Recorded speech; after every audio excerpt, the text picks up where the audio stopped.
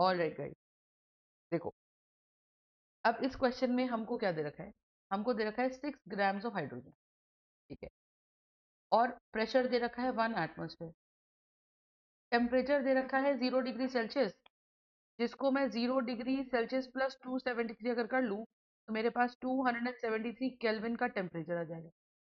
तो हम ये बोलेंगे कि हमें क्वेश्चन में जो डेटा सेट दे रखा है उसमें 1 प्रेशर, सही है, एंड 1 टेम्परेचर दे रखा है, 1 प्रेशर एंड 1 टेम्परेचर दे रखा है, ठीक है जी, बहुत बढ़िया। अगर 1 प्रेशर और 1 टेम्परेचर दे रखा है तो हमसे वॉल्यूम निकलवाने को पूछ रहा है, तो हम इसके अंदर एक ही फॉर्मूला लगाएंगे, ideal gas equation which is called as PV equals to N R T.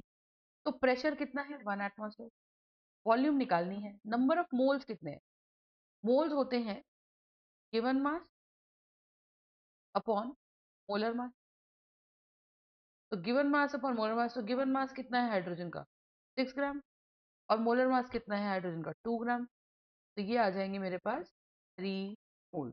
तो ये आ जाएगा number of moles 3 moles, R की वैल्यू है 0.0821 और टेम्परेचर है मेरे पास 270, सही है। तो अगर मैं इसको सॉल्व कर दूं तो वॉल्यूम की वैल्यू कितनी है 3 × 0.0821 into 273, got the point? And if I multiply this, what will I get? I will get, let me, so it shall be 3 into 0.0821 into 273, तो आंसर मेरा वॉल्यूम का आ जाएगा 67.2399 ml। तो ये जो वॉल्यूम हमारी हाइड्रोजन गैस की आई है, ये हमारी हाइड्रोजन की वॉल्यूम आई है, ठीक है। अच्छा, ये एक तो एक्चुअली ml में भी नहीं आई है, ये लीटर में आई है ना, दिस इज एक्चुअली लीटर। क्यों? क्योंकि R की वैल्यू मैं बताती हूँ आपको, R की वैल्यू होती है 0.0821 litre atmosphere kelvin inverse mole inverse.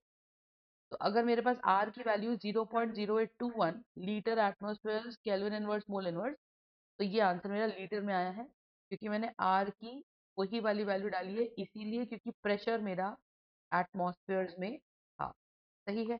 So it says what is the volume of 6 grams of hydrogen at 1 atmosphere and 0 degree Celsius temperature.